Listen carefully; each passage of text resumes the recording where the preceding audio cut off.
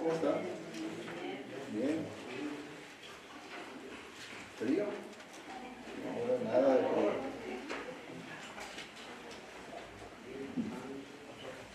Medio calientito aquí, ¿no? Sí, a ver si me...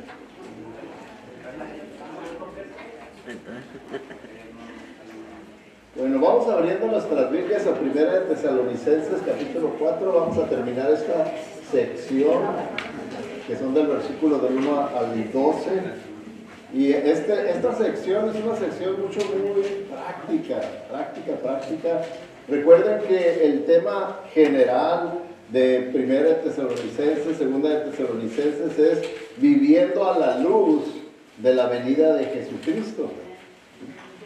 Viviendo a la luz, a la venida de Jesucristo. Es por eso que aquí en 1 Tesalonicenses, al final de cada capítulo, como ustedes han podido notar, hace referencia el apóstol Pablo a la venida del Señor Jesucristo. ¿Okay? Es bien importante que entendamos siempre qué es el mensaje general, para que así a la hora de interpretar los versículos, las situaciones, las circunstancias, podamos tener en mente de qué manera afectó ese tema en la vida de los tesalonicenses. ¿Okay? Siempre es importante el contexto, esa es parte del contexto. Entonces, el cómo agradar al Padre. ¿Okay? Todo verdadero creyente debe de tener el deseo de agradar a su Padre Celestial. Una persona que no tiene el deseo de agradar al Padre Celestial, lo más seguro es que no lo conoce. Su propósito es agradarse a sí mismo. Lo que yo deseo, lo que a mí me satisface, lo que me causa mi placer, eso yo lo voy a hacer, y en realidad puede ser religioso, ¿verdad? Pero en realidad no es espiritualidad lo que tiene, ¿verdad? La espiritualidad nos guía a desear agradar a Dios. Yo quiero agradar a Dios diariamente, por lo tanto voy a aborrecer el pecado. ¿Sí?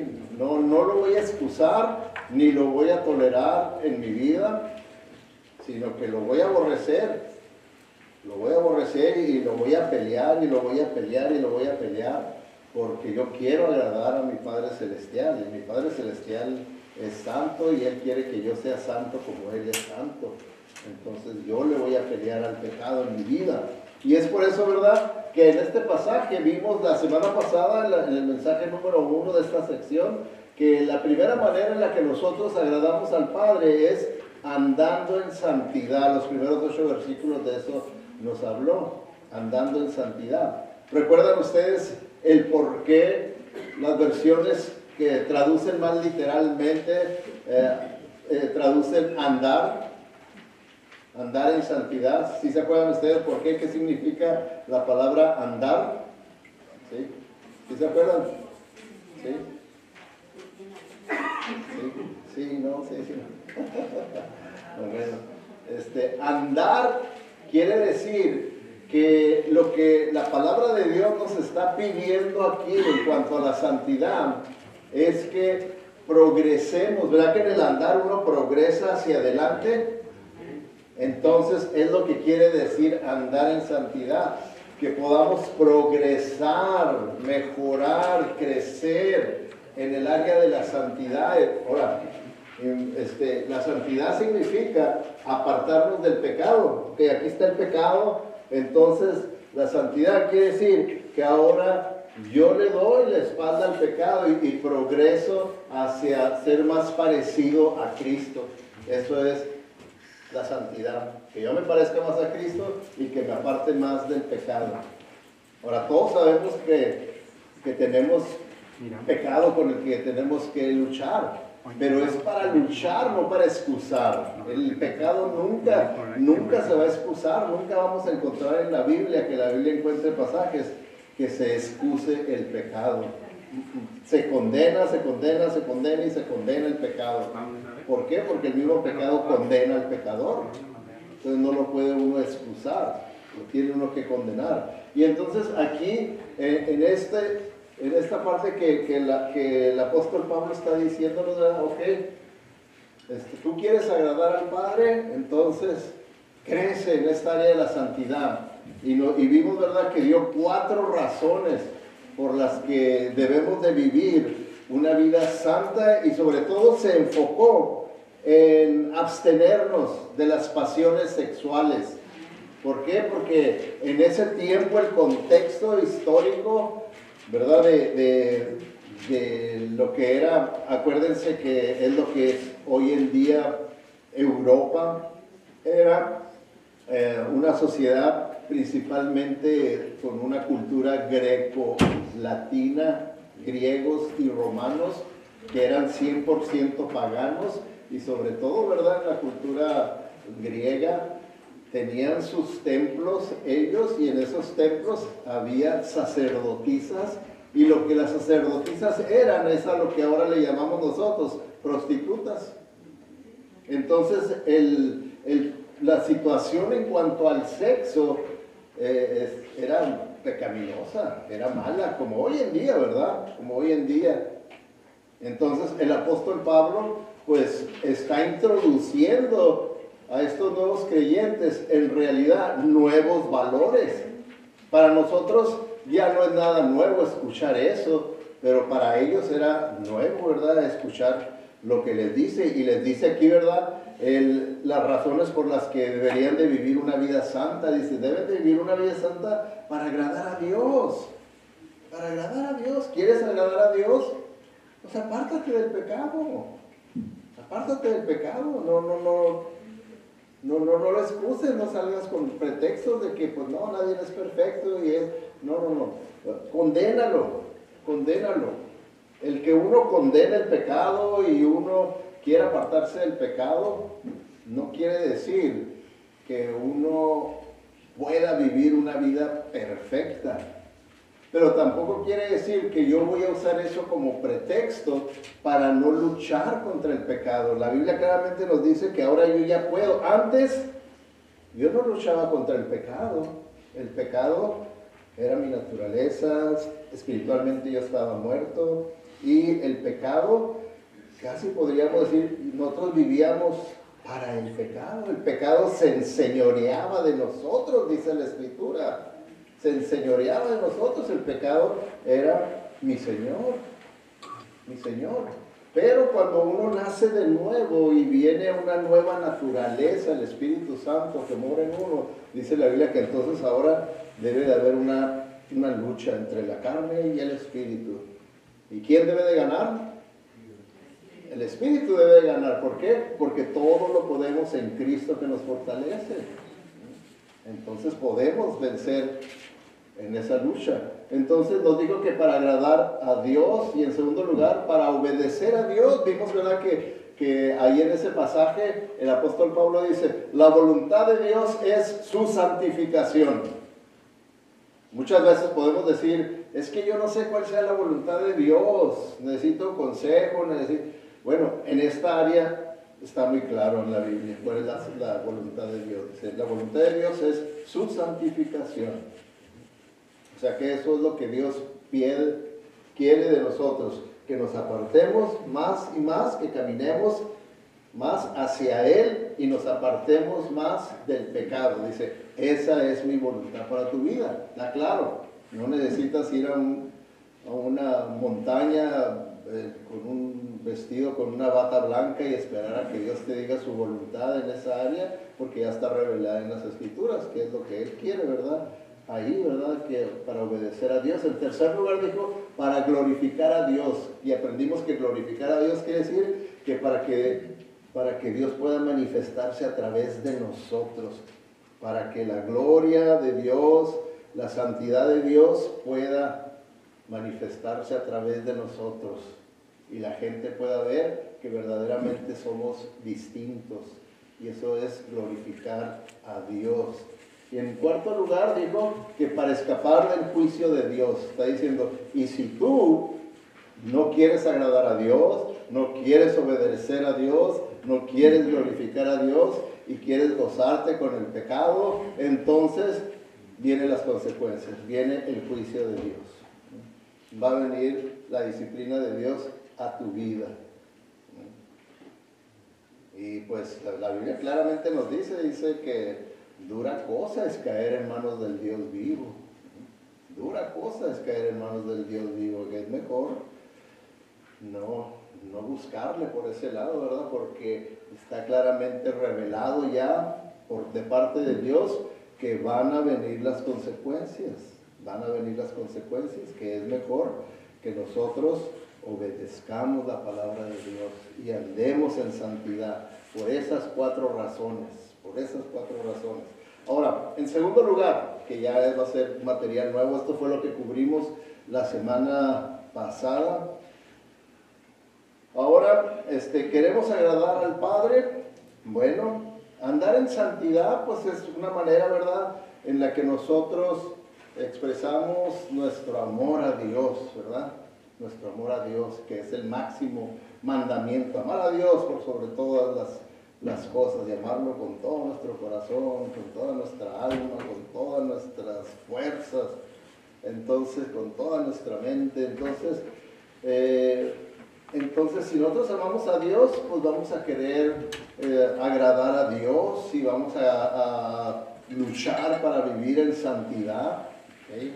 No vamos a contentarnos con el grado de santidad que yo pueda tener aquí. No nos contentamos con eso, sino que yo quiero caminar en santidad, quiere decir, yo quiero progresar, quiero aumentar mi santidad para con el Señor. Y en segundo lugar, yo quiero agradar al Padre, entonces dice ahí, andando en armonía, ¿verdad? Con todas las personas. Dice, el cristiano obediente tendrá una vida armoniosa, amando a los hermanos, ¿okay? Vamos a tener una vida armoniosa. Vamos a leer ahí en los versículos, en 1 Tesalonicenses, lo tiene ahí, vamos a leer los versículos del 9 al 12, que son los que nos faltan por estudiar, por cubrir, que los vamos a cubrir ahora y terminar esta sección. ¿Lo encontraron? 1 Tesalonicenses 4, vamos a comenzar con el versículo 9. ¿Sí? Ok, les voy a dar un poquito más de tiempo. Okay. 1 Tesalonicenses 4, 9.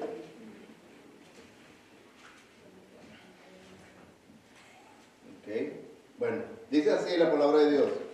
En cuanto al amor fraternal, no necesitan que escribamos, porque Dios mismo les ha enseñado a amarse unos a otros. En efecto, ustedes aman a todos los hermanos que viven en Macedonia. No obstante, hermanos, los animamos a amarse aún más. ¿Se fijan? Aquí hace el énfasis de caminar. Aún más, aumenten, progresen. Versículo 11. A procurar vivir tranquilos, a ocuparse de sus propias responsabilidades y a trabajar con sus propias manos, así les he mandado, para que por su modo de vivir se ganen el respeto de los que no son creyentes y no tengan que depender de nadie. Bueno, aquí podemos ver, ¿verdad?, que de eso está hablando en el versículo 9, en cuanto al amor fraternal. Por eso, déjenme les enseño cómo en las diferentes palabras que está usando en el original aquí el apóstol Pablo. Fíjense, aquí se los pongo en la pantalla. Dice, en cuanto al amor, ahí está usando en el griego el amor Filadelfia, ¿okay?, fraternal. Dice, no necesitan que escribamos porque Dios mismo les ha enseñado a amarse, agapao, unos a otros. Entonces aquí, ¿verdad?, está hablando de esas 2 diferentes clases de amor, que es una de las razones, ¿verdad?, como les he dicho en el pasado, por las cuales yo considero que Dios escogió tanto el idioma griego como el hebreo para dejarnos su revelación, porque son unos idiomas que están muy ricos en sus palabras. Son muy ricos. El idioma que se le considera el más resumido en palabras es el inglés. Por eso lo consideran que es el idioma más fácil de aprender. Más fácil de aprender. El más difícil de aprender es el de mis paisanos, los chinos. Pero es bien resumido. Por eso, si ustedes se fijan, en inglés es bien resumido. La palabra amor, love, Nomás es esa palabra, love, y lo usa para todo. Usted puede decir, I love ice cream, I love my dog, and I love God. ¿Se fijan cómo se usó para todo la misma palabra? En el griego no, en el griego, según a lo que usted se está refiriendo, a quien ama, se usaba una palabra diferente. Por eso aquí vemos que en la traducción, pues podemos ver lo mismo, amor, amarse, pero en el griego son dos palabras diferentes, ¿verdad? ¿Se fijan ustedes ahí? Ok, déjenme, les explico los 4 tipos de amor que hay en el idioma griego, ¿verdad? Y que se usan. Por ejemplo, eros, el amor físico. El amor físico. Entonces, aquí vemos, ¿verdad? Una persona que exprese que tuvo relación íntima con su cónyuge, va a decir que tuvo eros. ¿Se fijan? Y entonces se sabe claramente a qué se refiere, ¿verdad? Porque la palabra de por sí ya les dice de qué se trata esa palabra eros, que es desde lo que nosotros le llamamos erótico, el erotismo, ¿verdad? Ya en el español. Y luego viene la palabra storge, el amor de familia. ¿Sí? Ahí también hay otra, ¿verdad? Oh, yo amo a mi esposo, a mi esposa, a mis hijos. Entonces usa el storge, la palabra storge en el griego.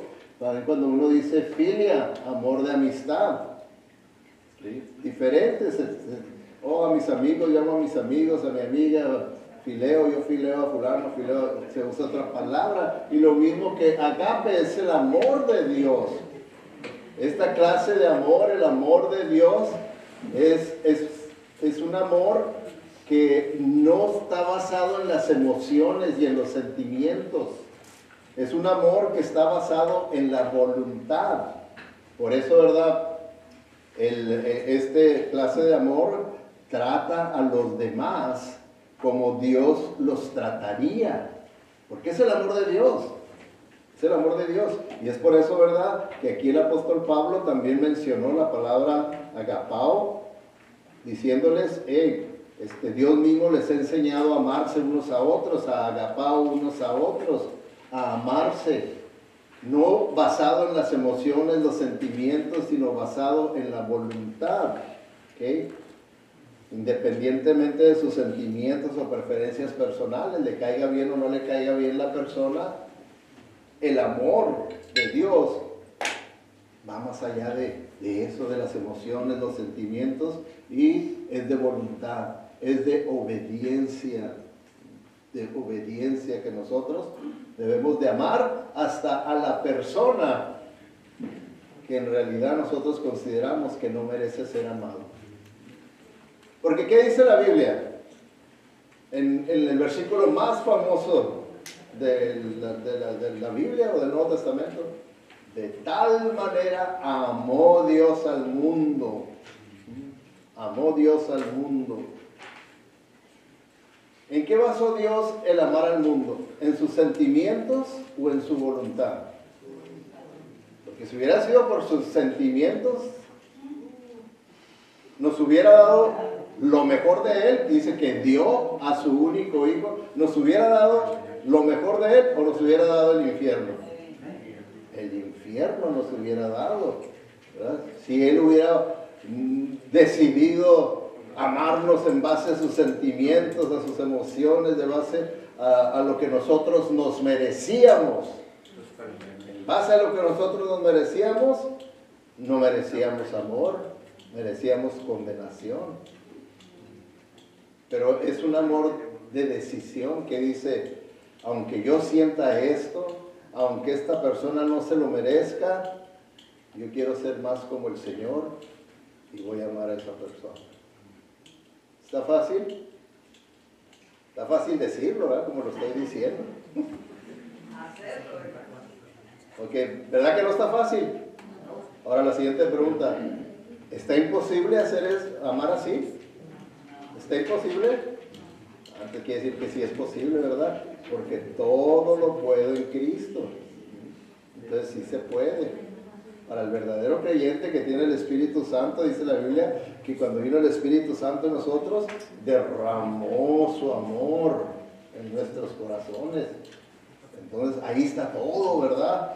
Todo es que nosotros de voluntad lo hagamos, de voluntad.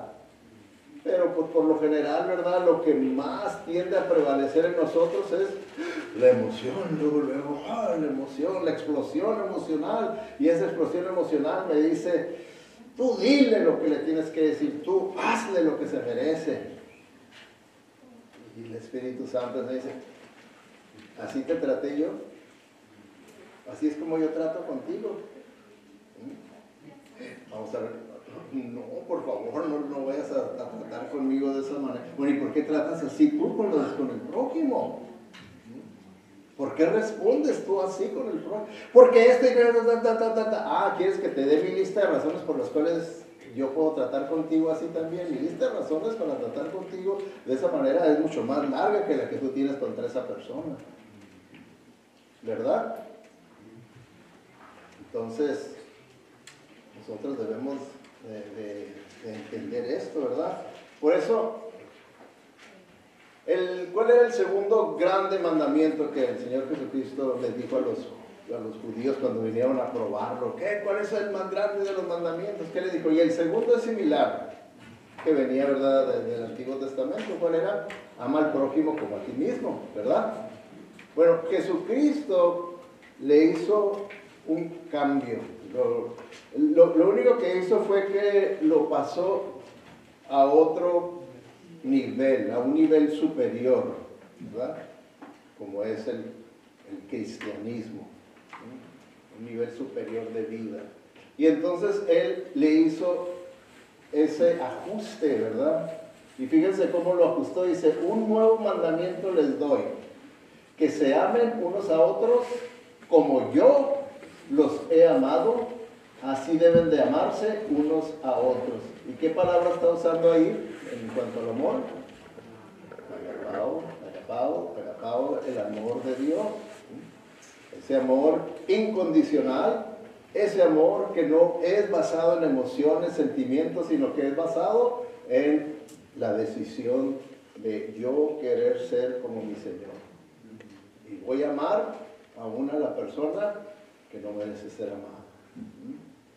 Lo voy a amar, porque así me amó a mí el Señor, sin yo merecerlo. Me amó de tal manera que me dio lo mejor de Él, su único hijo. Entonces por eso yo también voy a amar. Porque en el otro mandamiento, amar al prójimo como a ti mismo, tiene cierto grado de egoísmo, ¿verdad? A ti mismo. Pero aquí se acabó ese grado. Aquí está en perfección el amor. Está en perfección el amor. Por eso, ¿verdad? Vemos que esta clase de amor, el agape, implica que va a haber fidelidad, hay compromiso y es un acto de voluntad. Tal exactamente como Dios lo hace. Dios lo hace, Él ama de una manera comprometida, por eso Él no va a fallar en amar. Para Él es fiel en el amar. Dice la Biblia que aunque nosotros deseamos infieles, Él permanece fiel. Él permanece fiel. Y verdad, pues es un acto de voluntad. El tener que decidir que yo voy a cumplir mi compromiso, yo voy a ser fiel. Y es una decisión. Entonces, así es esa clase de amor. Por eso todos sabemos, ¿verdad?, que en 1 Corintios capítulo 13 hay una descripción de ese amor agape, cuando el apóstol Pablo les está amonestando a los corintios. ¿Por qué? Porque estaban muy egoístas, enfocados en ellos, lo que ellos quieren, sus sentimientos, emociones y todo, y les dice, es que lo que a ustedes les está faltando es el amor, les está faltando el amor agape. Como el versículo 7, nomás lo voy a usar como ejemplo del contexto de lo que estamos viendo, ¿verdad? El de amarnos unos a otros, cómo debemos de amarnos, porque dice, si amas a alguien, le serás leal sin importar el costo. Siempre creerás en Él, siempre esperarás lo mejor de Él y siempre te mantendrás firme para defenderlo. Entonces, si se fijan, es un amor de fidelidad. De fidelidad, es un amor de compromiso, es un amor de un acto de voluntad. Un acto de voluntad. Ahora, cuando la Biblia nos dice que hay que caminar, que hay que progresar, que hay que crecer en aquello, ¿okay? Entonces está pidiéndonos que nosotros ejercitamos el amor. ¿Verdad que para poder crecer en fuerza, en musculatura, ¿verdad que necesitamos ejercitarnos? Nadie ha aumentado su fortaleza, su musculatura estando acostado, sentado. Siempre ha sido a través del ejercicio. ¿Sí? Entonces, lo mismo sucede con el amor, así como con la fe. Como les he explicado, vean a la fe como un músculo que se necesita ejercitar para que crezca y se fortalezca. Así veamos también el amor. Veanlo así también como un músculo que se necesita ejercitar. Se necesita practicar para que pueda fortalecerse, crecer. ¿Sí? Ahora, les voy a enseñar nomás 10 formas prácticas de practicar el amor agape, que nos ayudan a que veamos que es algo práctico y que si nosotros hacemos estos ejercicios, vamos a crecer en esa clase de amor. Vamos a dejar de estar tan centrados en nosotros mismos, porque ese es el problema. Muchas veces, hermanos, estamos tan centrados en nosotros mismos que ni siquiera nos damos cuenta. No nos damos cuenta que ese es nuestro problema principal. Que estoy tan centrado en mí mismo, en solamente lo que yo quiero, lo que yo deseo, lo que es de acuerdo a mis planes, lo que es de acuerdo a mis creencias, todo de acuerdo a mí, y punto. Estamos así tan centrados en nosotros mismos que no podemos crecer. Entonces, por eso, cuando les preguntaba que si era fácil amar como Dios ama, todos estuvimos de acuerdo, pues que no es fácil, pero no es imposible.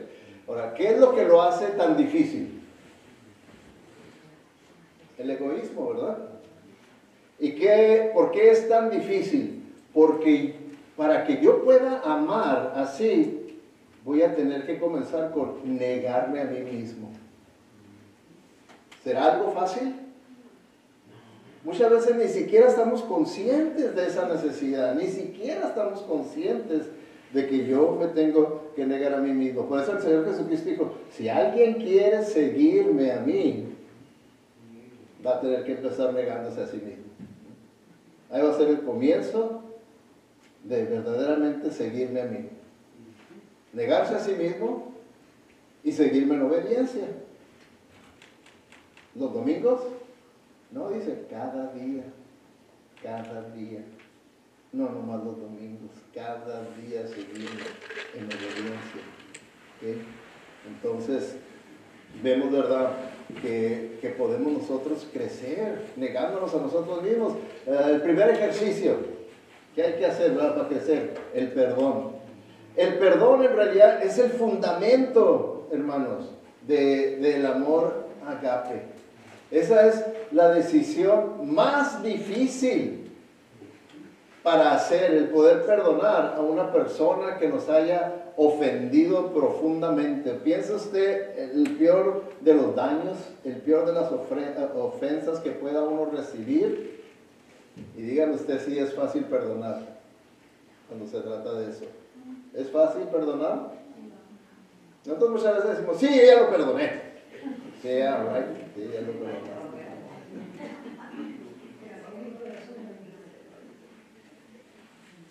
Sí me ha tocado, ¿verdad?, en consejerías que dice que ya me perdonó, pero todos los días hasta el machete cayendo y recordando lo mismo. ¿Se imaginan que Dios dijera, yo ya te perdoné, pero le dice, no, tus pecados yo ya los tiraron más fondo del mar, donde nadie yo ya no me acuerdo de ellos, dice el Señor. Y no es porque tenga amnesia o le dé Alzheimer ni nada, ¿verdad? Sino está diciendo, yo ya no los voy a tener en cuenta, yo ya no los voy a tener contra ti. Pero muchas veces nosotros no, decimos, no, ¿cómo que yo no lo voy a tener contra ti si de esta manera te voy a poder manipular constantemente? Te voy a poder, y dale, como y manipularte y darte duro y traerte bien sumiso o sumisa. Eso no es, y sin embargo el perdón, el verdadero perdón, ¿verdad? Es como el de Dios. Es como el de Dios. ¿Cómo lo perdonó Dios a usted? ¿Parcialmente o completamente? Completamente. ¿Sigue sacándole los trapitos al sol? ¿O ya no? Ya no le sacan los trapitos sucios al sol, ya pasó lo pasado. Ya. Y así es. Entonces, el que nosotros practiquemos esta clase de perdón es un ejercicio para verdaderamente crecer en esa clase de amor, porque dice el Señor que Él quiere que caminemos, que avancemos en esas áreas, que no la dejemos ahí, ¿verdad? La amabilidad también, el que nosotros tengamos gestos de amabilidad para con el prójimo, pequeños detalles que sean de bendición para el prójimo. Es un acto de amabilidad y un ejercicio de amor, agape, cuando usted sabe y se acuerda, el hermano o la hermana está enfermo, vamos a llevarle un caldito, vamos a llevarle algo, le voy a llamar a ver cómo sigue, a ver qué necesita. Son actos de amabilidad, que son ejercicios para el amor, y no pensar, no, pues, hay que alguien más, yo estoy muy ocupado. Hay los que no tienen nada que hacer, ahí el pastor, ¿verdad? Pero yo que sí tengo muchas cosas que hacer, yo no tengo tiempo para esas cosas. Se la pierde la bendición de negarse a sí mismo, de bendecir a una persona y recibir la bendición de Dios. Recibir la bendición de Dios. Cuando uno está egoístamente, haciendo todo egoístamente, se está uno bendiciendo a sí mismo. Pero ¿qué bendición puede ser superior? ¿La que yo me bendigo a mí mismo o la bendición de Dios en mi vida? Pero muchas veces estamos enviciados en la bendición de uno mismo egoístamente. En esa estamos enviciados porque no hemos verdaderamente practicado y experimentado la bendición de Dios en nuestra vida todos los días, porque todos los días practico el amor. Todos los días me niego a mí mismo y sigo en obediencia al Señor y puedo experimentar la bendición de Dios en mi vida de tantas maneras, ¿verdad? No tan solo materialmente, físicamente, emocionalmente, intelectualmente, psicológicamente, de todas maneras el Señor bendice. Entonces, actos de amabilidad. ¿Okay? Número 3, paciencia. ¿Tiene Dios paciencia con nosotros?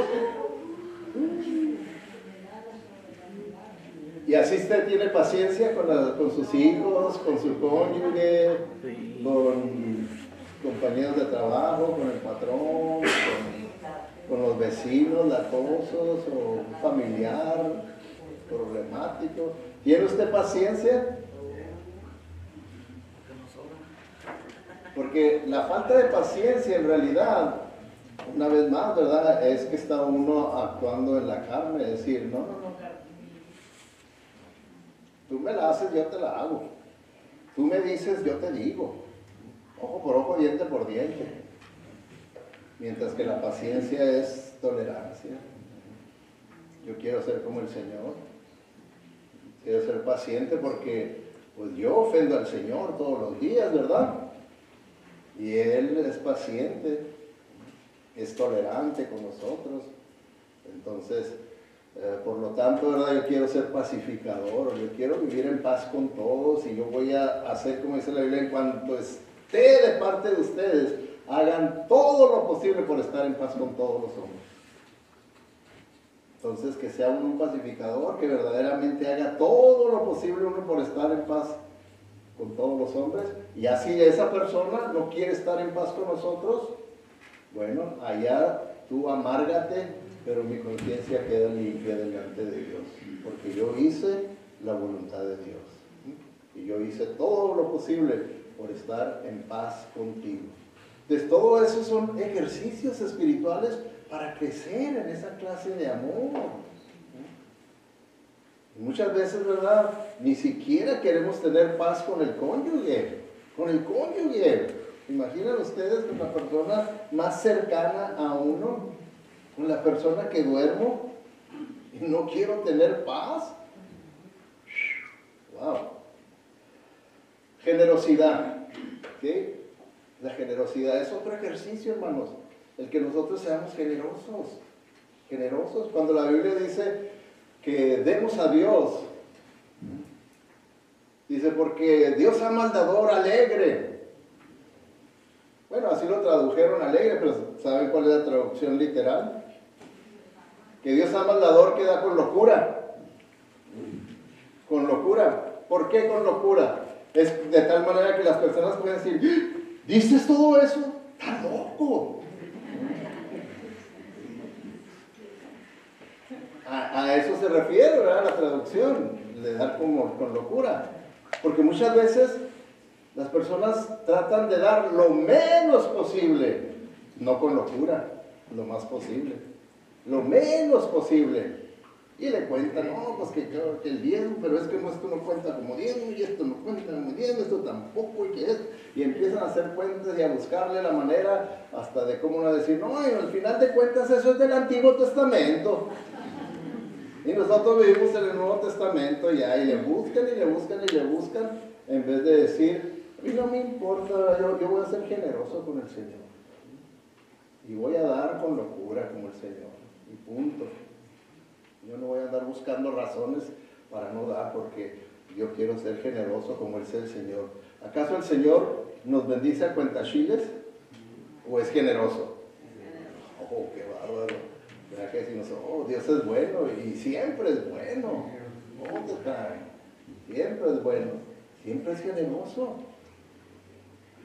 Dígame usted qué le ha faltado en esta semana, qué le faltó. ¿Verdad que hasta tiene de más?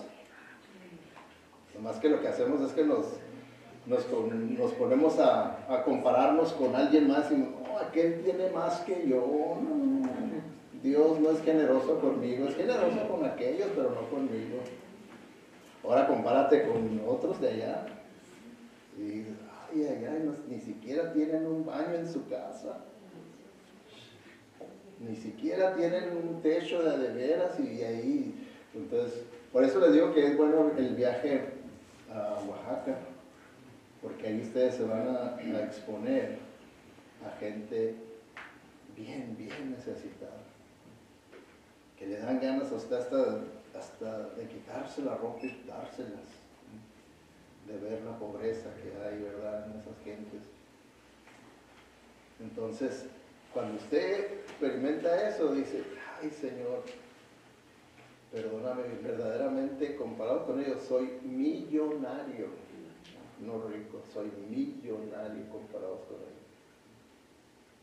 Como cuando yo he ido, ahora me toca servir en el departamento de los oculistas, haciendo el examen de la vista. Entonces, una persona le digo, mire, están unas gotas de estas ahí en la farmacia, y no, pues es que no tengo para comprarlas y todo esto. Y pues nosotros llevamos farmacia también, y la farmacia ya se les sabía lo que llevamos, ya se les había acabado las gotas. Y dije, véngase, vamos, ya de que alguien le vamos a la farmacia y yo voy a comprar. Ya le compré un montón de gotas, dije, para que se las pueda poner así, le di las instrucciones, y dije, estaban bien agradecidos. O sea, el Espíritu Santo los mueve a uno a tener compasión cuando uno ve a la gente con esa necesidad, y está uno ejercitando el amor agape ahí, de que no importa lo que uno pueda hacer por ellos están necesitados. Entonces la generosidad la podemos también aplicar aquí entre nosotros mismos. También entre nosotros mismos podemos aplicar la generosidad aquí con su iglesia. Como, ¿por qué se pudo hacer el estacionamiento? Porque nuestra generosidad fue retada. Y yo le aseguro que los que dieron con generosidad. Quiere decir, más de lo que comúnmente ustedes creen que puedan dar. Más de lo que comúnmente ustedes creen que puedan dar. Entonces ahí el Señor nos hizo ver que podemos dar más. Y verdad que nadie quedó pobre. Nadie quedó pobre por haber dado para el estacionamiento. Y sin embargo, todos dimos más de lo que creíamos que podíamos dar. Y ahí está. Eso es generosidad, ¿verdad? Todo eso es estar ejercitándonos. Esa clase de amor son los ejercicios, ¿verdad? La humildad también. Es otro de los ejercicios. Déjenme ir rápido porque el tiempo se me está acabando. Y la empatía, ¿qué es la empatía? El que uno verdaderamente siente el dolor ajeno. Que uno diga, yo me voy a poner en tus zapatos. Me voy a poner en tus zapatos y voy a sentir lo que tú sientes. Y por lo tanto, pues, eso me va a guiar a que yo haga algo por esa persona, porque me puse en sus zapatos. Y muchas veces no queremos hacer eso, queremos decir, no, pues está así porque esto y esto y esto y esto y esto. No, que voy a andar yo ayudándole, que nada. Él se lo ganó porque y damos la gran lista de razones por las cuales esa persona está como está, en vez de ser empáticos y decir, bueno, no voy a juzgar por la razón por la cual tú estás como estás, me voy a poner en tus zapatos para sentir lo que tú estás sintiendo y entonces ser movido de una manera espiritual para ver de qué manera te puedo ayudar. Esta es la empatía, hermanos, pero no muchas veces nos la sacamos dando las razones por las cuales yo considero esa persona está como está. Y no debe ser así, ¿verdad? Empatía, veracidad, siempre nosotros tenemos que, eso es un ejercicio, ¿verdad? Espiritual, decir la verdad, decir la verdad. Decir la verdad. Hoy en día, hermanos, para nosotros los cristianos, cristianismo está fallando en ser veraz. ¿Por qué? Porque no quiere meterse en problemas, no quiere ofender a nadie, quiere estar políticamente correcto y no quiere decir la verdad. Si le llegan a preguntar, oh, mira, aquí estamos para el New York Times o para esto, y queremos saber, ¿usted verdaderamente cree que el homosexualismo es un pecado condenable para el infierno?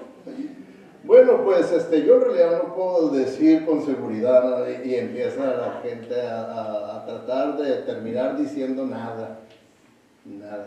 Yo no sé, pues Dios allá que Él se encarga. No, pero usted que dice ser cristiano, ¿que usted cree que dice la Biblia? No, pues no, en realidad, pues hay muchas interpretaciones, pero no, yo en realidad no sé.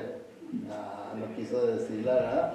Sí sabe, ¿cuántas veces has dicho, no, es pecado, no, eso Dios lo condena, pero luego a la mera hora no quiere uno decir la verdad? ¿Será eso correcto? No, diga la verdad y punto. Sí, así dice la Biblia y así lo creo yo. Así dice la Biblia y así lo creo yo. Porque la Biblia lo dice y la Biblia es palabra de Dios. Y diga la verdad. Ahora, un punto. Tenemos siempre que asegurarnos que nosotros, nuestra manera de hablar, nuestra manera de decir las cosas, de manera de decir la verdad, que no sea ofensiva. Que si se ofenden por la palabra de Dios. Porque sí dice la Biblia que el Evangelio es ofensivo para aquellos que no creen, puede ser ofensivo. Yo lo he visto, no me gusta que me digan que soy un pecador. Pues lo dice Dios, no lo digo yo, lo dice Dios ahí en la Biblia. Mira, aquí dice, por cuanto todos pecaron, todos, ahí estoy yo y estás tú, y todos los que tú veas, todos somos pecadores. Pero siempre, por eso la Biblia dice que nosotros tenemos que hacer todas las cosas con respeto, dice la Biblia. Presenta tus creencias con respeto, dice la Biblia. Y eso también es un ejercicio de amor, hacerlo respetuosamente, ¿sí? Respetuosamente. Entonces uno tiene que tener ese dominio propio y no decir, ¿verdad? No, pues así hablo yo no tengo pelos en la lengua. Pues rasúreselos, pues. Haga algo, ¿verdad? Porque tiene uno que hacerlo respetuosamente con las personas, con paciencia, con sabiduría, explicarles lo que dice la palabra de Dios. Y ya si se ofendieron, lo ofendió la palabra, no usted. no usted. Bueno, el servicio es otro ejercicio para el amor agape, porque cuando yo sirvo a otros, me estoy negando a mí mismo. Cuando yo sirvo a otros, yo puedo decir, no, que voy a andar, yo tengo muchas cosas que hacer, yo puedo estar aprovechando el tiempo para divertirme, para descansar, para ganar dinero, para esto, para lo otro. Yo puedo estar usando toda clase de excusas para no servir. Para no servir. Nomás imagínese usted, hermano, que todos nosotros tuviéramos la idea de que no es necesario servir. ¿Podríamos abrir las puertas de la iglesia? No se pudieran abrir las puertas de la iglesia.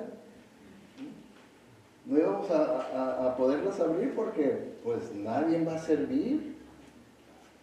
Y si ahorita, ¿verdad? Estamos a gusto y en orden, ¿no? Porque hay muchos que están sirviendo y sirvieron. Están sirviendo. Y eso es lo que está produciendo que podamos estar ahorita enfocados en el estudio de la palabra de Dios por la bendición de los que sirvieron y están sirviendo en este momento. Porque, ¿cómo creen que están los que están cuidando niños? Están pidiendo, Señor, calla al pastor ya. Señor, que se le olvide todo lo que trae en la mente y haga una oración de que termine ya.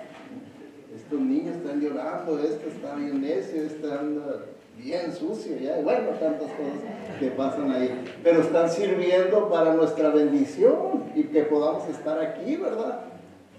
Y así, ¿verdad? Podemos ver los sugieres, así podemos ver el sonido, la proyección, la grabación, lo de la comida. Todos hicieron algo y están haciendo algo para que seamos bendecidos. Entonces, es un ejercicio de practicar ese amor agape.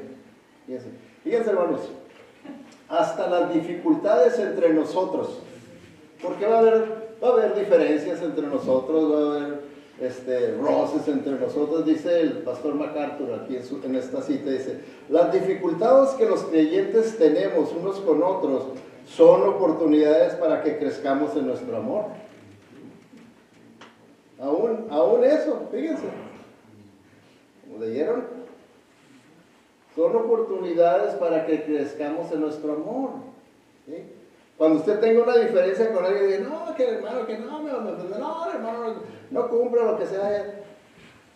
Luego lo piense, esta es una prueba para que yo practique el amor agape, el amor incondicional, el amor de Dios, el amor que es paciente, el amor que es amable, el amor que es pacificador, el amor que es generoso, que es perdonador. Todo eso, ¿verdad? Entonces, es un reto para que yo lo practique. ¿Okay?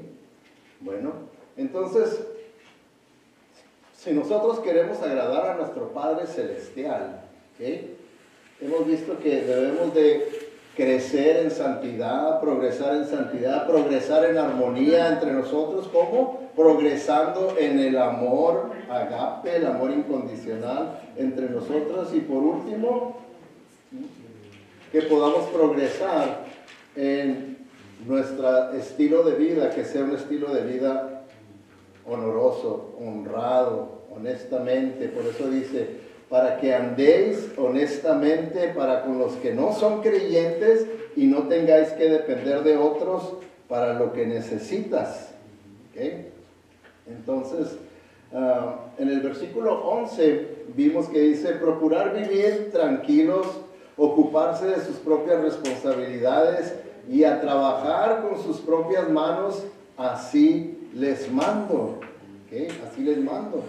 Entonces, como pueden ver, el apóstol Pablo está diciendo, vivan una vida honesta, para que puedan ustedes dar un buen testimonio con la gente que no conoce al Señor. ¿Okay? Porque nos está diciendo aquí, miren, ustedes pueden agradar al Padre si ustedes viven una vida santa, ¿verdad? Absteniéndose del pecado sexual. Y pueden agradar al Padre si ustedes viven una vida armoniosa, amándose entre ustedes como Cristo los amó, y pueden vivir, también pueden honrar al Padre y lo pueden agradar si ustedes viven una vida honesta, trabajando con sus propias manos, ¿verdad? Entonces dice ahí,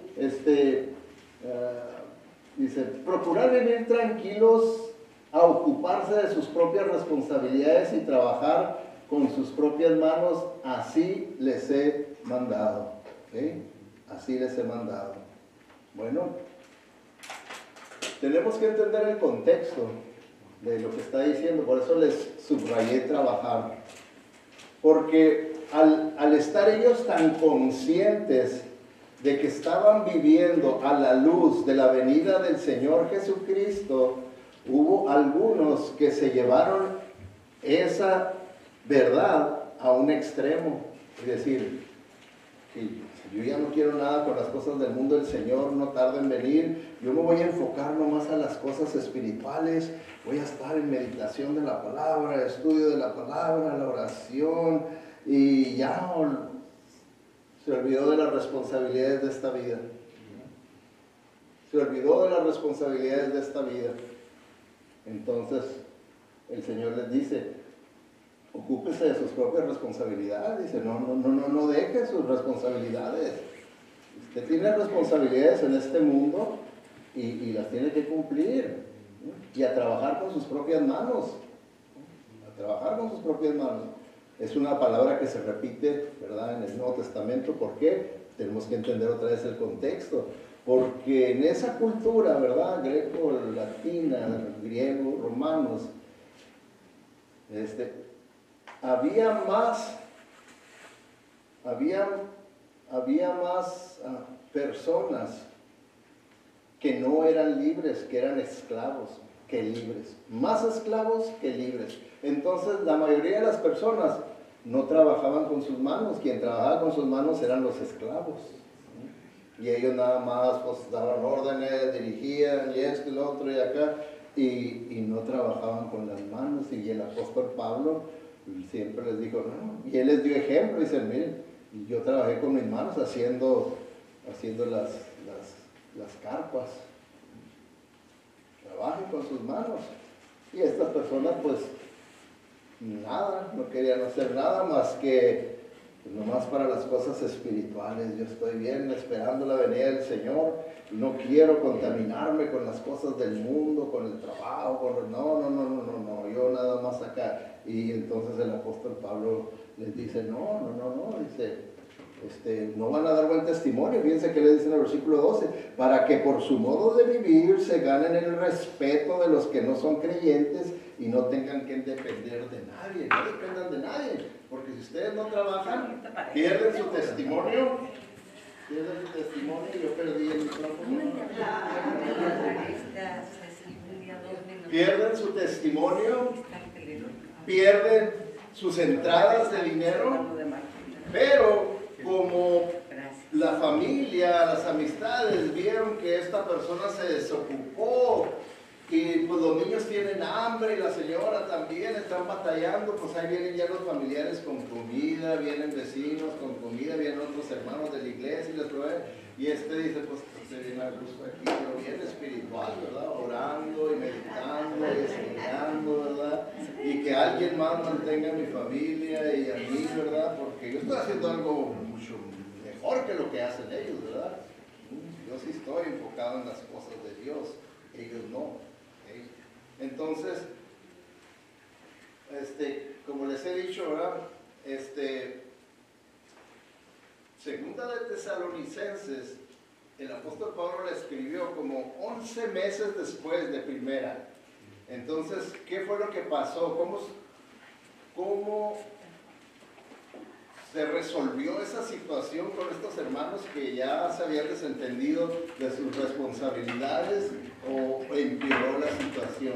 Bueno, en segunda de Tesalonicenses 3:11 dice, porque oímos que algunos entre ustedes andan desordenadamente, sin trabajar, y solo se entrometen en los asuntos de los demás. No quieren trabajar, pero andan de chismosos. Qué bonito. Entonces, la cosa empeoró. Ahora, hermanos, esto tenemos que nosotros que tener ese equilibrio, porque el vivir a la luz de la venida del Señor Jesucristo, no debemos de caer en ese extremo, de desocuparse de las responsabilidades de este mundo, de esta vida, y según esto ponerse uno 100% espiritual, como lo hacían los monjes católicos. Era lo que hacían. Se iban completamente a un lugar, desentenderse de las cosas de este mundo, para verdaderamente estar 100% santificados, y nada, encontraban que el pecado los seguía allá en los monasterios. Entonces, no caer en eso, pero hoy en día hemos caído en el otro extremo, que no tenemos nada de conciencia de la venida del Señor Jesucristo. Lo podemos oír y ya hasta podemos decir como algunos ahí en la iglesia, ¿cuánto tiempo tenemos oyendo eso que venía el Señor Jesucristo y que no viene? Y no vivimos a la luz de la venida del Señor Jesucristo. No vivimos.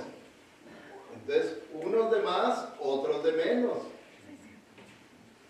Y ahí es donde nosotros tenemos que procurar ser balanceados. Porque si uno se desbalancea y dice, no, pero yo tengo sana doctrina, ¿verdad? Como tal vez esta persona que siga en este extremo y que no quería decir, no, ustedes no, yo sí estoy siguiendo la sana doctrina, ¿verdad? Porque yo sí estoy listo y esperando al Señor Jesucristo, que ya viene en cualquier momento y aquí me va a encontrar bien dedicado a Él, en oración y en meditación y esto y lo otro. Pero miren, hermanos, los cristianos que defienden su sana doctrina, pero no pagan sus cuentas, no tienen una doctrina correcta que defender.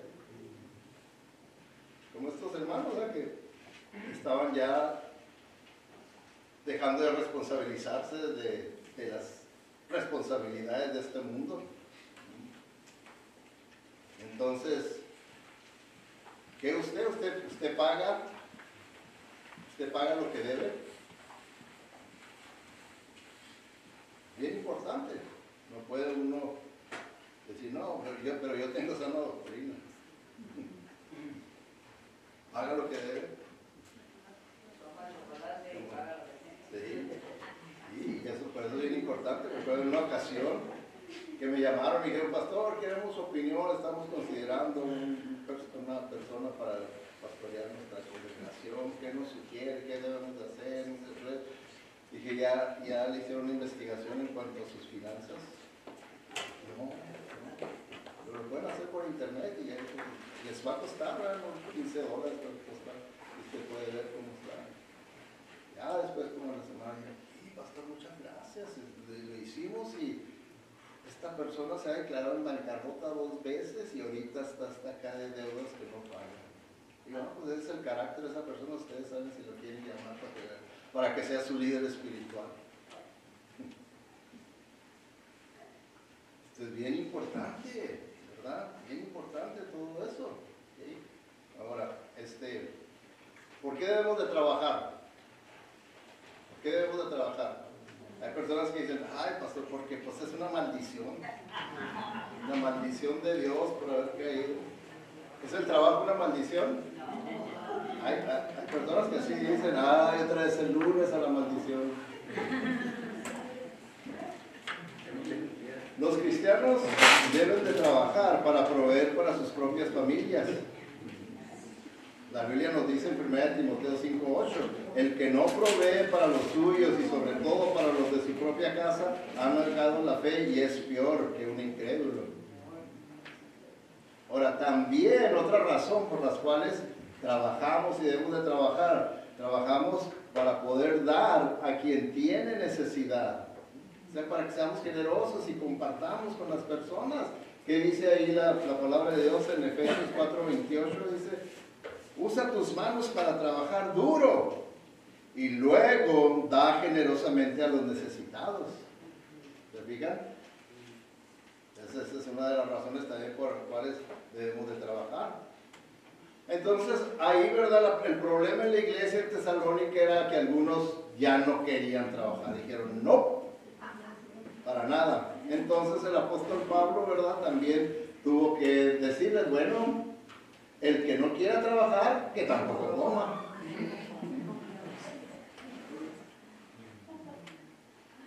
Que tampoco coma. Rapidito se puso a trabajar, ¿verdad?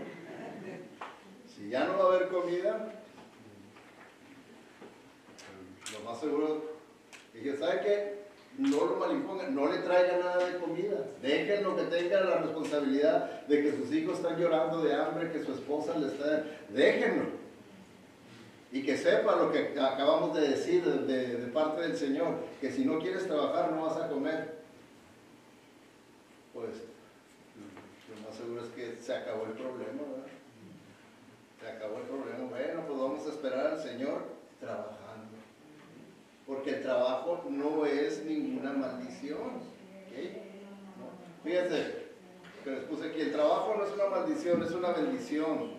Dios le dio a Adán trabajo para hacer en el paraíso. Aún antes de que hubiera la caída, ya el Señor le había dado trabajo a Adán.